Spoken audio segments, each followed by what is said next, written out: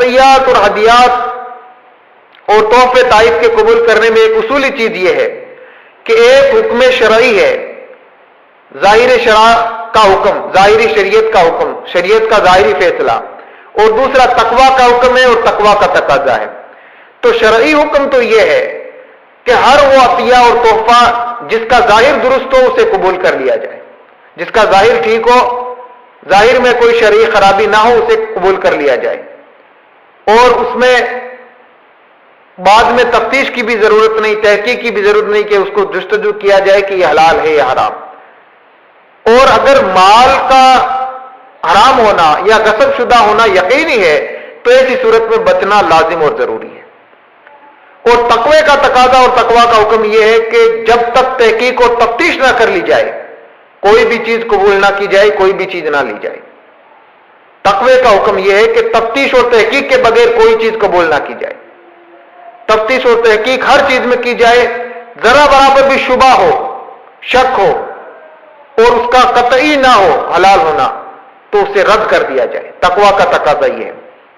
اس کے متعلق حضرت ابوبکر صدیق رضی اللہ تعالیٰ عنہ کی روایت ہے کہ ان غلام اللہ اتاه بلبن فشربه فقال الغلام كنت اذا جئت بشيء فتسألني عنه فلما لم تسألني عن هذا اللبن فقال وما قصته فقال رقيت قوما في الجاهلية فأتوني هذا فتقبى ابو بکر الصدیق رضی اللہ تعالی عنہ فقال اللهم هذه قدرتي وما بقي من العروق فاصبه۔ یہ روایت جو حضرت ابوبکر صدیق کے متعلق مروی ہے، اس کا ترجمہ یہ ہے کہ حضرت ابوبکر صدیق رضی اللہ تعالی عنہ کے لیے ان کے غلام نے ایک دودھ کا پیالہ پیش کیا تو حضرت ابوبکر صدیق رضی اللہ تعالی عنہ نے وہ دودھ پی لیا۔ تو غلام نے کہا کہ میں جب بھی کوئی چیز آپ کے پاس لے کر کے آتا ہوں تو آپ اکثر اس کو پینے سے، استعمال کرنے سے پہلے پوچھتے ہیں کہ یہ کہاں سے لائے ہو، اس کے بارے میں سوال کرتے ہیں کہاں سے آیا، کیسے آیا، لیکن اس دودھ کے بارے میں آپ نے نہیں پوچھا کہ یہ کہاں سے آیا، کس طرح سے آیا۔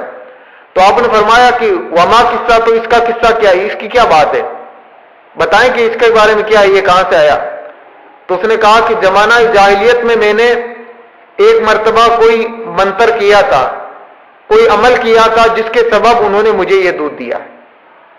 تو حضرت ابوبکر صدیق رضی اللہ تعالیٰ عنہ نے انگلیاں ڈال کے اپنے منہ سے اس دودھ کو الٹی کی، اس دودھ کو واپس اپنے منہ سے نکالا اور الٹی کرنے کے بعد اللہ تبارک و تعالیٰ کے دربار میں ہاتھ اٹھائے اور فرمایا اے پروردگار، یہ میری طاقت تھی، یہ میری قدرت تھی جو میں نے کر دی، مجھ سے الٹی ہو سکتی تھی، جو میں نے کھایا وہ اس کا میں نے الٹی کر دی، مگر اب جو اس میں سے عرق باقی رہ گیا ہے یا جو کچھ اس میں سے باقی رہ گیا الٹی کرنے کے باوجود جو نہیں نکلا ہے تو اس کے لیے بس تجھ سے معافی طلب کرتا ہوں، اس کے لیے تو کافی ہے بس۔ تو اس سے ثابت ہوا کہ متقین جو ہوتے ہیں، جو کامل درجے کے متقی ہوتے ہیں، ان کے نزدیک کسی صورت، تقوی پر نظر کرنے والوں کے نزدیک کسی صورت شبہ والی چیز بھی جائز نہیں۔ ان کے نزدیک جس میں شبہ ہو، جس میں درستی اور کامل یقین نہ ہو کہ یہ حلال ہے، وہ کامل متقی لوگ اس کو استعمال نہیں لاتے۔ اس لیے حضرت ابوبکر صدیق نے اسے الٹی کر کے واپس اس دودھ کو اپنے منہ سے واپس نکال دیا اور اللہ سے معافی بھی طلب کی۔ اب یہاں پر ایک اعتراض یہ ہوتا ہے کہ جب شرعی حکم الگ سے بیان کیا جاتا ہے اور شرعی حکم پہلے سے موجود ہوتا ہے جواز کا، تو پھر تقوی کہاں سے آ کر کے کوئی بھی حکم میں تقوی الگ نام حکم رکھتا ہے اور تقوی کا تقاضا الگ ہوتا ہے؟ تو کیا تقوی شریعت سے الگ کوئی چیز ہے؟ کیا تقوی کوئی شریعت سے الگ چیز ہے؟ جب تقوی شریعت کے دائرے میں ہے تو جو شرعی حکم ہے جائز کا، تو پھر جائز کا عمل کیوں نہیں ہو سکتا؟ یا تقوی کی بنیاد پر باریک پہلو کیوں نکلتا ہے؟ تو اس کا جواب یہ ہے کہ شریعت ہمیشہ آسانی اور سہولت پر مبنی ہے۔ شرعی حکم جو ہے، شریعت کا جو فیصلہ ہے، ظاہری فیصلہ، وہ آسانی اور سہولت پر مبنی ہوتا ہے۔ حضور اکرم صلی اللہ علیہ وسلم نے ارشاد فرمایا بعثت بالحنیفیۃ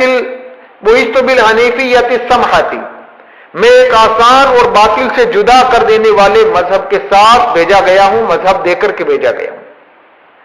اور تقوی شدت اور احتیاط پر مبنی ہے۔ کہا گیا ہے کہ متقی شخص کا معاملہ ہزاروں پیچیدگیوں میں پھنسنے سے زیادہ مشکل ہے۔ ایک طرف ہزاروں پیچیدگیوں میں پھنسنا ہو اور ایک طرف تقوی اختیار کرنا ہو، تو ہزاروں پیچیدگیوں میں پھنسنا آسان ہے، مگر تقوی اختیار کرنا مشکل ہے۔ تقوی کا معاملہ بہت مشکل ہوتا ہے۔ تقوی بہت زیادہ پرہیز کے بعد ملتا ہے، اس لیے تقوی شدت اور احتیاط پر مبنی ہوتا ہے۔